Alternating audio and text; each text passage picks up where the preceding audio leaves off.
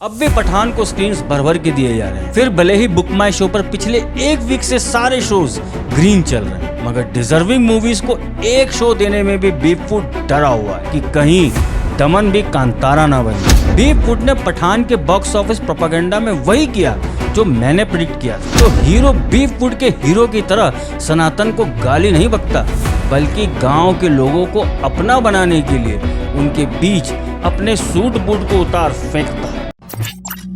क्यों मात्र 95 लाख में बनी उड़िया भाषा की फिल्म सबके एजेंडाओं का दमन कर रही है? क्या खेल खेला गया है इस फिल्म के हिंदी वर्जन के डिस्ट्रीब्यूशन के साथ? क्यों पठान का हिट होना एक प्रोपेगेंडा है और दमन को दबाना बीफ फूड की साजिश? कांतारा, मल्लिकापुरम के बाद एक और क्षेत्रीय भाषा की फिल्म जो फिर से भारत की बात कहती है, और क्यों इस फिल्म को भी साइलेंटली बॉयकॉट कर रहे हैं? दमन फिल्म से जुड़े हर सवालों के जवाब प्लस इस फिल्म का कंप्लीट रिव्यू विद एनालिसिस, जिसे जानकर आप भी कहेंगे दमन कर डालो। तो चलिए शुरू करते हैं।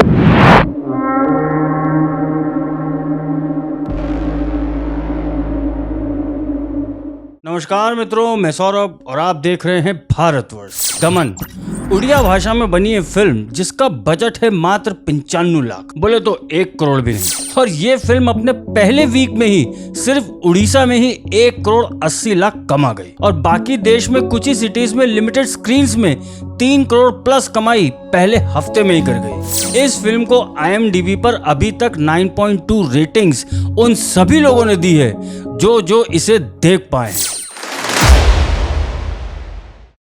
दमन फिल्म एक रियल इंसिडेंट से इंस्पायर्ड है जो 2015 में उड़ीसा में ही घटित हुई थी। इसकी बात खुलकर हम एनालिसिस में करेंगे।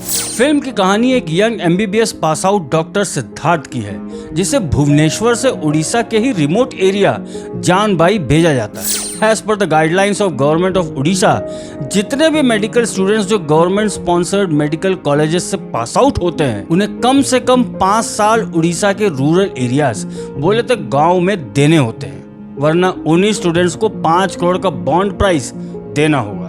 और यहीं से यात्रा शुरू होती है डॉक्टर सिद्धार्थ, जो पहले तो अपने दोस्त की मदद से ये ट्रांसफर कहीं और करवाने का जुगाड़ करता है, और कुछ नहीं होने पर थक हार कर निकल पड़ता है जानपाई की तरफ। यह है इस फिल्म का बैकड्रॉप।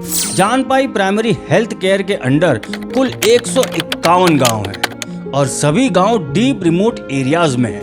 कुछ जगहों पर नदी बाधा बनती है तो कुछ जगहों पर घने जंगल। इस फिल्म की सबसे खूबसूरत बात यही है कि जिस तरीके से उड़ीसा के गांव को, वहां के लोगों को, उनके रहन सहन को दिखाया गया है, उसे देखकर यह लगता ही नहीं है कि हम कोई फिल्म देख रहे हैं। ऑन द कॉन्ट्ररी, ऐसा लगता है कि हम एक्चुअली उसी गाँव में हैं। ओरिजिनलिटी इस फिल्म का सबसे बड़ा USP है। क्या क्या चैलेंजेस आते हैं डॉक्टर सिद्धार्थ को ठीक वहां पहुंचने पर ही, राइट फ्रॉम लाइट कटौती से लेकर मच्छर तक, वहां के गांव वालों के रिजर्व नेचर और मेडिकल स्टाफ की कमी तक, सभी कुछ बहुत ही सरल तरीके से दिखाया गया है। ना तो कोई शोर शराबा वाला माहौल दिखाया गया है, जैसा अक्सर हम बीफ फूड की फिल्मों में देखते हैं कि भैया सारे के सारे डकैत, सारे के सारे उचक्के सिर्फ गाँव में ही होते हैं। एक मासूमियत दिखी है इस फिल्म में। डॉक्टर सिद्धार्थ का रोल निभाया है बाबूशान मोहंती ने, जिनका रियल नेम है तन्मय मोहंती। इनकी एक्टिंग कहीं भी अपने कैरेक्टर से बाहर नहीं गई, और ना ही इस फिल्म के सपोर्टिंग एक्टर्स, भले ही वो डॉक्टर सिद्धार्थ का जूनियर स्टाफ हो या सीनियर स्टाफ हो या फिर अधिकारी, सभी ने अपना काम बड़ी ही निष्ठा से निभाया है। इस फिल्म में एक ऐसी बात को उठाया गया है जो शायद हम लोगों को, खासकर मेट्रोज में रहने वालों शहरों को, बड़ी मामूली लग सकती है, मगर आज भी गाँव में, खासकर ऐसे रिमोट एरियाज में, वो भी अगर एरियाज ट्राइबल हों तो बिल्कुल खतरनाक है। नाना पाटेकर की एक फिल्म थी यशवंत, जिसका एक डायलॉग था कि एक मच्छर आदमी को हिजड़ा बना देता है। इस फिल्म में डायलॉग थोड़ा चेंज हो गया है, एक मच्छर पूरे के पूरे गांव को शमशान बना देता है। जी हाँ, साल 2015 में सेटअप ये फिल्म जिस रियल इंसिडेंट से उठाई हुई है, वो इंसिडेंट कोई मामूली इंसिडेंट नहीं है। इस फिल्म में वो सीन इस पूरी फिल्म का टर्निंग पॉइंट होता है जब एक युवा डॉक्टर जिसके मन में कई सपने होते हैं अपनी ग्रोथ को लेकर, अपनी लाइफ को एंजॉय करने को, वो जब ऐसे किसी जगह पे फंस जाता है तो सबसे पहले वो यहाँ से भागता है। इस फिल्म में इसी बात पर पूरा फर्स्ट हाफ है। हम सभी उन छोटी छोटी घटनाओं से रिलेट कर पाएंगे, फिर भले ही हम में से बहुत लोगों ने उन सिचुएशंस में रह ही ना हो, मगर एक के बाद एक घटनाएं घटती हैं जो धीरे धीरे डॉक्टर सिद्धार्थ को नहीं सिर्फ मजबूर करती है रुकने को, बल्कि एक ऐसे प्रोग्राम को शुरू करने की प्रेरणा देती है जो उड़ीसा के 151 गांव का भाग्य पलट कर रख देती है। उस प्रोग्राम का नाम होता है दमन, जिसका फुल फॉर्म है दुर्गम अंचलरे मलेरिया निराकर। कैसे डॉक्टर सिद्धार्थ इस प्रोग्राम को इन्वेंट करता है, ऐसे गांव के लोगों का भरोसा जीतता है और अपने सीनियर्स को भी शामिल करता है, और कैसे सरकार को मजबूर करवा देता है डिस्पाइट कि ये प्रोग्राम का फर्स्ट फेज पहली बार में फेल हो जाता है। मगर डॉक्टर सिद्धार्थ इस प्रोग्राम को पूरे 151 गांव में ना ही सिर्फ शुरू करवाता है बल्कि उसे अपने फाइनल टारगेट तक पहुंचा भी देता है। इस फिल्म में एक और बात सटल ही सही मगर बोल्डली रखी गई है कि कैसे नक्सलिज्म रिमोट एरियाज में, खासकर ट्राइबल एरियाज में एक्टिव है और कैसे वो सरकार और लोगों के बीच एक खाई बनाए हुए हैं। हम सभी लोग अर्बन नक्सल्स को तो मीडिया में देखते ही हैं, मगर जो ग्राउंड जीरो पर एक्चुअल नक्सल्स ऑपरेट करते हैं और उससे ही कैसे भारत अंदर से टूटता है, और शायद आप लोग इस फिल्म में देख पाओ। हालांकि इस फिल्म में वहां के ट्राइबल रिचुअल्स पर अंधविश्वासी होने का दिखाया भी गया है, जो पार्शियली सत्य भी है और पार्शियली गलत भी। क्योंकि इस फिल्म में जब वो सीन आता है तो हीरो बीफ वुड के हीरो की तरह सनातन को गाली नहीं बकता, बल्कि गांव के लोगों को अपना बनाने के लिए उनके बीच अपने सूट बूट को उतार फेंकता। मैं मानता हूं कि कुछ जगहों पर कुछ ढोंगियों का बसेरा है, मगर इस फिल्म ने उस बात को बड़े ही सेंसिटिव तरीके से रखा है। अगर यही बात बीफ वुड में दिखाई गई होती तो पक्का यहाँ भी उसके सामने प्रोग्रेसिव अली मौला वाला 786 ही आता। बट यहाँ इस फिल्म ने बड़ी ही समझदारी से इस इशू को हैंडल किया। बट ऐसा क्या है इस फिल्म में जो एक बहुत बड़े स्टूडियो को भी इस फिल्म के डिस्ट्रीब्यूशन में अलाली आ गई? क्यों इस फिल्म को सिर्फ मेडिकल एस्पेक्ट पर ही रिव्यू करके सारे क्रिटिक माफियाज अपना एजेंडा पूरा कर रहे हैं? ये बात हम एनालिसिस में समझते हैं। दमन फिल्म में जो सबसे पहली बात अंडरलाइन की गई है वो ये है कि कैसे हमारे ही देश के युवा अपने ही देश के गांव को अपनाना नहीं चाहते। इवन अगर कोई गांव का व्यक्ति किसी बड़ी सिटी में पहुंच जाता है तो उसे टाइम नहीं लगता अपने गांव को भूलने में। डेवलपमेंट, जी हाँ, ये एक शब्द नहीं है। इंफ्रास्ट्रक्चर डेवलपमेंट, ये भी एक शब्द नहीं है। ये दो टर्म्स इस फिल्म में आपको ये बताएंगे कि क्यों भारत आजादी के 75 सालों बाद भी फुल पोटेंशियल पर नहीं आ पा रहा। सरकारें तो बदलती रहती हैं, मगर जो बदलता नहीं है वो है सिस्टम, बाबुओं का आलसी सिस्टम, नौकरशाही। ये फिल्म जिस रियल इंसिडेंट पे बेस्ड है वो इंसिडेंट है 2017 का, जिसकी शुरुआत तो 2015 की थी, मगर मीडिया में 2017 में ही आ पाया। ये तस्वीर देखिए, एक डॉक्टर एक गर्भवती महिला को 10 किलोमीटर घने जंगलों से अपने कंधों पर पालकी बनाकर अस्पताल लेकर जा रहा है। इस महिला की मदद को गांव का एक व्यक्ति भी नहीं आगे आया। कारण नक्सल्स का डर, क्योंकि इस महिला के पति को नक्सल्स ने इसलिए उठा लिया था कि उनको शक था कि वो आर्मी या पुलिस का इन्फॉर्मर है। मगर इस डॉक्टर ने उस बात की परवाह नहीं की और इस महिला को अपने घर से उठाकर, अपने कंधों पर उठाकर 10 किलोमीटर पैदल चलकर अस्पताल पहुंचाकर ट्रीट किया और उसकी और उसके बच्चे की जान बची। ये रियल डॉक्टर है डॉक्टर ओमकार होता जी, जिनका ही रोल निभाया है बाबूशान ने, जो फिल्म में डॉक्टर सिद्धार्थ बने। ये वो टर्निंग पॉइंट था ना ही सिर्फ इस फिल्म में बल्कि खुद डॉक्टर ओमकार होता के जीवन में, जिसने दमन को जन्म दिया, both in film and real life. हम लोग अर्बन नक्सल्स को जेएनयू में, मीडिया में, फिल्मों में देखते ही आए हैं, उनको तो हम काउंटर करते ही रहते हैं, मगर रियल नक्सल्स जो ग्राउंड पर होते हैं उनसे सबसे पहले लड़ते हैं वो ट्राइबल्स, वो रिमोट एरिया के गांव के लोग, जिन तक आर्मी पुलिस भी पहले नहीं पहुंच पाती, मगर ये नक्सल्स जरूर पहुंच जाते हैं। आज भले ही नोटबंदी के बाद से नक्सल्स का मूवमेंट थोड़ा धीरे पड़ा है, मगर खत्म बिल्कुल नहीं हुआ। मेघालय में क्या क्या हो रहा है, क्या इस पर मीडिया में कोई बात आती है? छत्तीसगढ़ क्यों अभी तक नितिन गडकरी की सड़क नहीं देख पा रही? क्यों तेलंगाना के आउटर एरियाज में कन्वर्जन्स एकदम से बढ़ रहे हैं? ये सारी बातें मीडिया में नहीं आती। मीडिया में क्या आता है?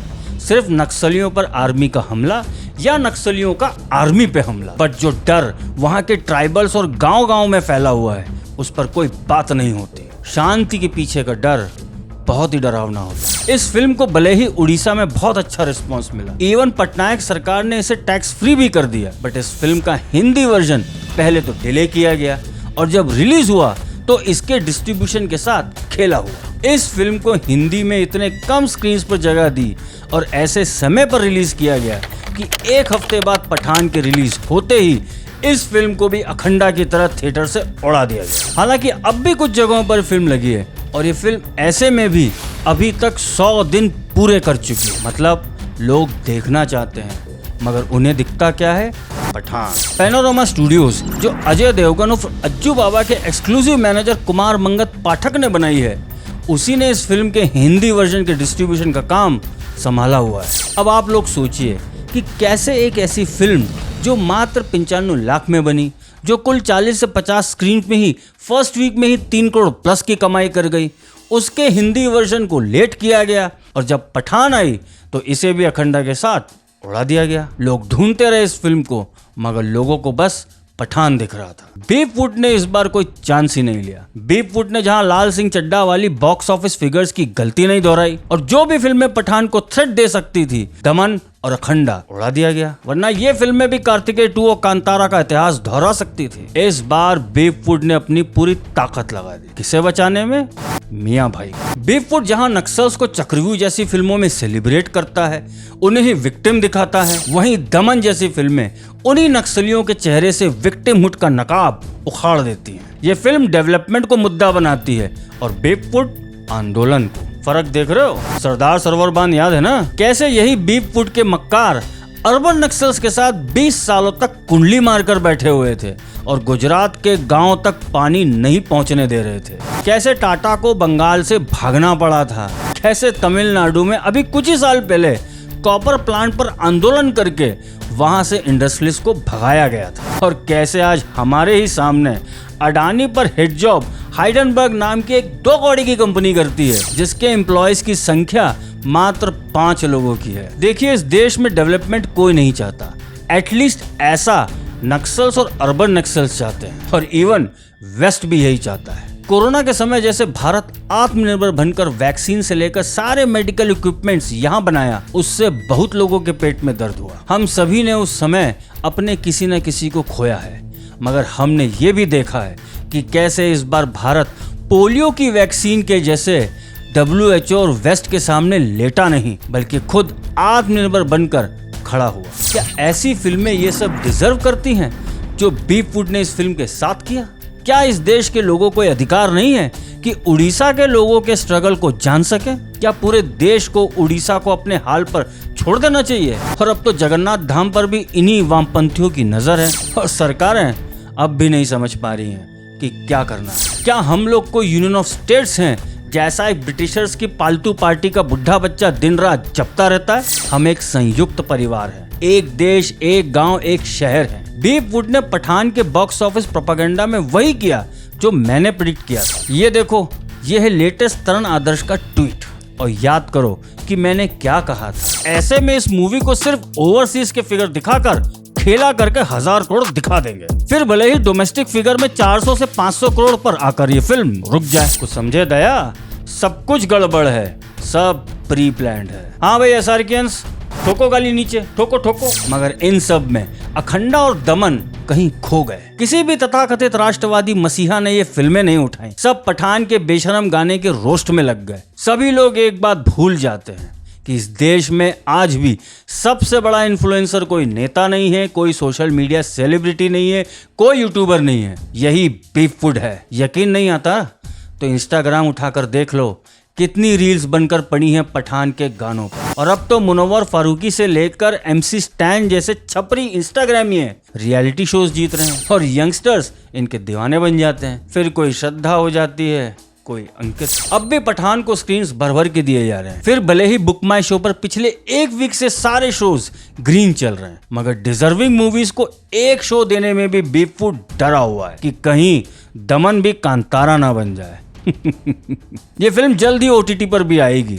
जिन जिन मित्रों के यहाँ फिल्म नहीं लगी है वो वेट कर सकते हैं, मगर एक बात याद रखिएगा कि इस फिल्म का दमन बेवफुट ने किया है, इसलिए ऐसे बेवफुट का दमन बहुत जरूरी है। इवन अभी 17 तारीख को रिलीज होने वाली फिल्म शहजादा, जो अगेन तेलुगु फिल्म की ही रीमेक है, वो पहले 14 फरवरी को रिलीज होने वाली थी, मगर अब उसे भी एक वीक आगे खसकाया गया और मीडिया में ये खबर उड़ाई गई कि भैया पठान की बम्पर कमाई की वजह से शहजादा के मेकर्स ने डिसीजन लिया। अच्छा बेवफुट, हमारे माथे पे क्या सी लिखा है? और अब बेचारे शहजादा के फिल्म मेकर्स अभी से एक टिकट पर एक टिकट मुफ्त बांट रहे। एक बात और बता देता हूँ, पैनोरमा स्टूडियो वही स्टूडियो भी है जो SRK की जवान फिल्म का भी डिस्ट्रीब्यूशन करेगा, इसलिए बदला लेने का मौका जरूर मिलेगा। तैयार रहेंगे ना? और अब चलते चलते एक संदेश बेवफुट के सौदागर डिस्ट्रीब्यूटर्स को। ऐसा है आप लोग ही बेवफुट की असली ताकत हो, और शायद इसलिए भी मल्टीप्लेक्स चेन्स में सिर्फ लिमिटेड प्लेयर्स जैसे आइनॉक्स और PVR। मगर एक बात याद रखना, जब जब पब्लिक के साथ धोखा होता है तो वो एक बार तो सह लेती है, मगर दूसरी बार नहीं। जो खेला खंडाओ दमन के साथ आप लोगों ने खेला है, उसका हिसाब जरूर होगा। इस बार जवान को बुढ़ा यही करेंगे। भागो पोपली के कि आंधी आई, आंधी बॉयकॉट की। अगर आप भी दमन जैसी फिल्मों को फुल सपोर्ट करते हैं तो इस वीडियो को लाइक, कमेंट, शेयर, इस चैनल को सब्सक्राइब अवश्य करें, क्योंकि इस नए भारत के भाग्य विधाता हम हैं। धन्यवाद।